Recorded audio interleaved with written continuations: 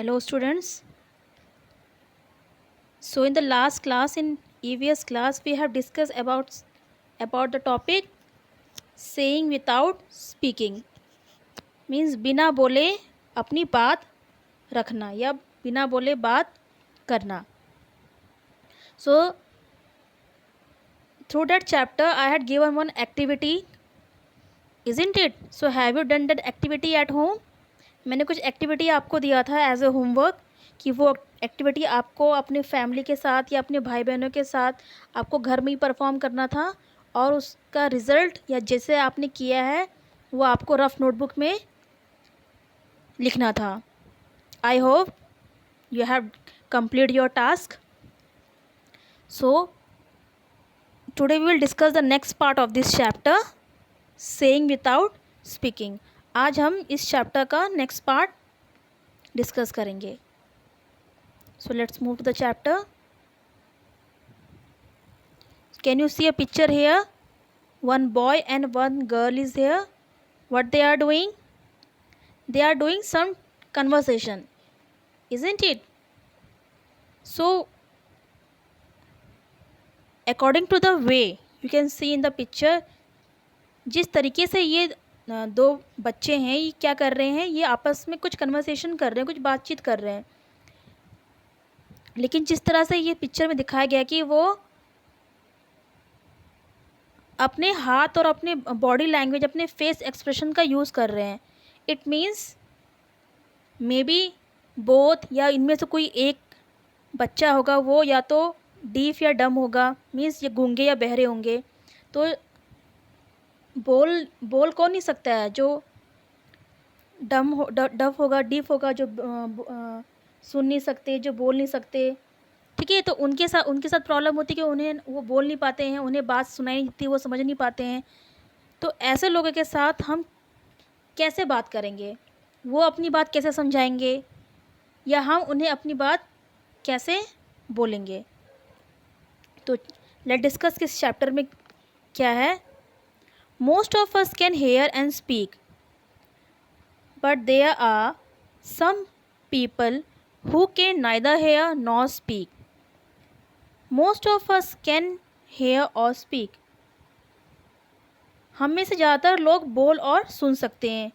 हम बोलते हैं, आप सुनते हैं, आप बोलते हैं, हम सुनते हैं.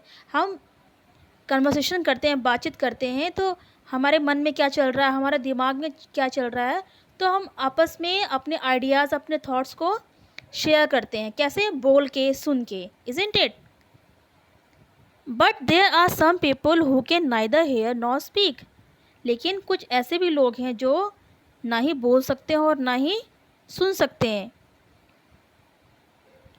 These people talk through actions. अब ऐसे लोग कैसे बात करते हैं? ये एक दूसरे से इशारों में बात करते हैं, इशारों में अपनी बातों को समझाते हैं कि वो क्या कहना चाहते हैं, उन्हें क्या दिक्कत है, जो भी है वो कैसे एक्सप्रेस करते हैं. थ्रू एक्शन, इशारों से. या तो अपने फेस एक्सप्रेशन से वो बात करेंगे, या फिर अपने बॉडी मूवमेंट से बात करेंगे, अपने हाथों से, अपने फिंगर्स से. They understand what the other people is saying by studying their lip movement. अब जो ऐसे लोग होते हैं जो बोल नहीं सकते हैं, सुन नहीं सकते हैं, ये दूसरों की बातों को कैसे समझते हैं? उनके होठों को देखकर समझने की कोशिश करते हैं. मीन्स जो हमारे लिप्स की मूवमेंट होती है, जब हम बोलते हैं तो हमारे लिप्स की मूवमेंट होती है ऊपर नीचे. मीन्स काफ़ी मूवमेंट्स होते हैं हमारे लिप्स के, हमारे होठों के.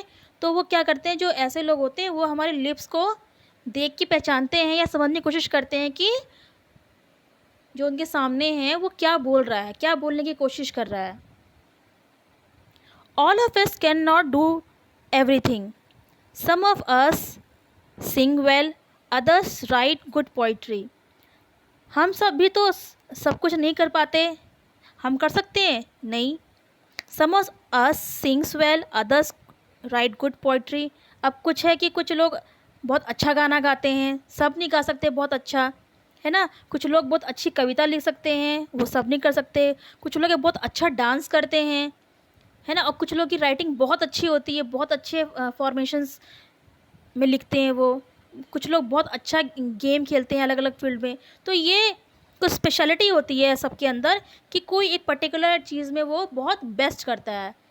तो ज़रूरी नहीं कि अगर एक बच्चा बहुत बेस्ट डांसर है तो ऑलमोस्ट सब होंगे होंगे लेकिन एक परफेक्शन जो होता है, बेस्ट होता है, वो कुछ ही हो सकते हैं।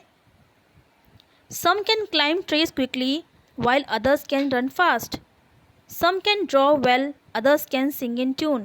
We are all special in our own ways.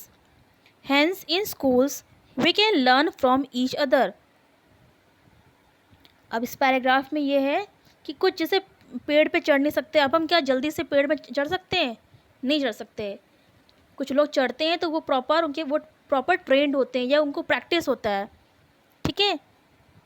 कुछ लोग बहुत अच्छे से ट्यून कर लेते हैं, ड्राइंग करते हैं, मीन्स अलग अलग खूबियाँ हैं जो कुछ लोग ऐसे फील्डों में, ऐसी चीज़ों में परफेक्शन होते हैं, बिल्कुल परफेक्ट होते हैं अपने तरीके से।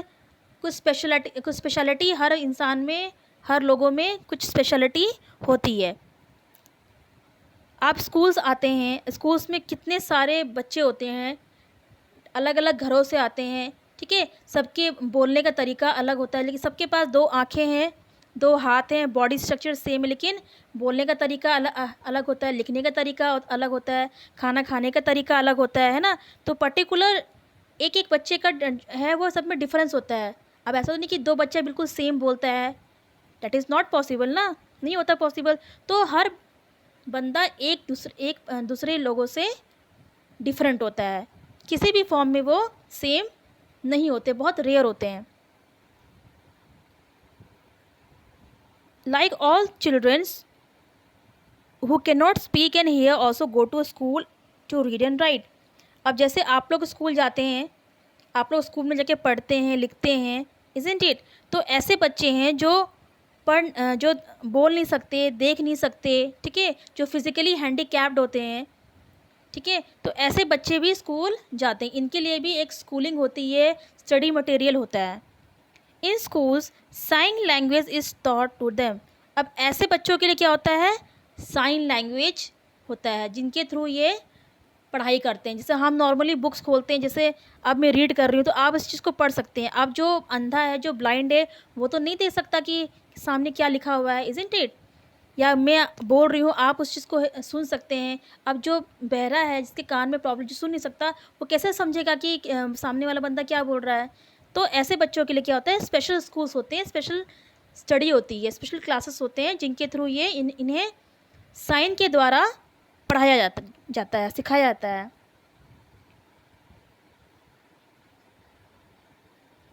साइन लैंग्वेज क्या होता है? संकेत भाषा। जैसे आप एक्सप्रेशन से, अपने फिंगर से, इस तरीके से उनकी भी लैंग्वेज होती है और इसके थ्रू उन्हें पढ़ाया जाता है, एजुकेट किया जाता है।